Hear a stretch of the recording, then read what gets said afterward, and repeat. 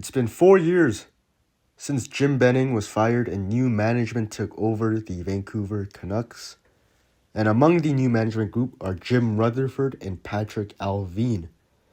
Ever since they were hired in January of 2022, the Canucks have made the 5th most trades in the league, made the second round of the playoffs, and were 1 win away from the conference finals. And yet, the Canucks are in dead last in the league, and it isn't even close.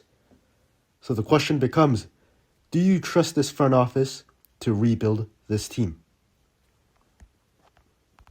This management took over in 2022, their first season as full-time management. The team would go 500 and would finish 22nd in the league. But the next season, the breakout season as we all remember, they finished 6th in the league, 3rd in the West, 1st in the Pacific, and went to round 2 of the playoffs against the Edmonton Oilers. Game 7, lost, but were 1 game away from the conference finals. This year, the Canucks made a bunch of moves, especially trading for Elias Lindholm, Nikita Zadorov. Rick Tocchet was the full-time head coach. Pedersen, Miller, Quinn Hughes won the Norris. It seemed like everything was good and that management had a very stable future and a good plan moving forward.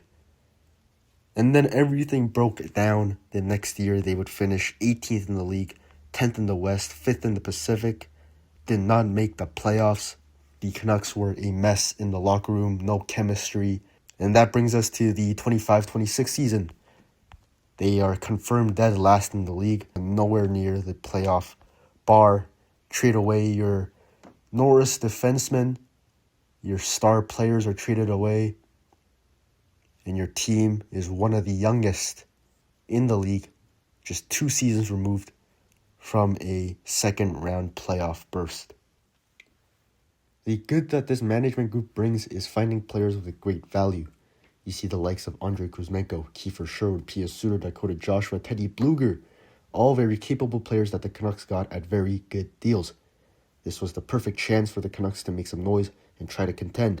You have good value players on cheap deals, and you have a very talented team that just won the Pacific Division this season prior.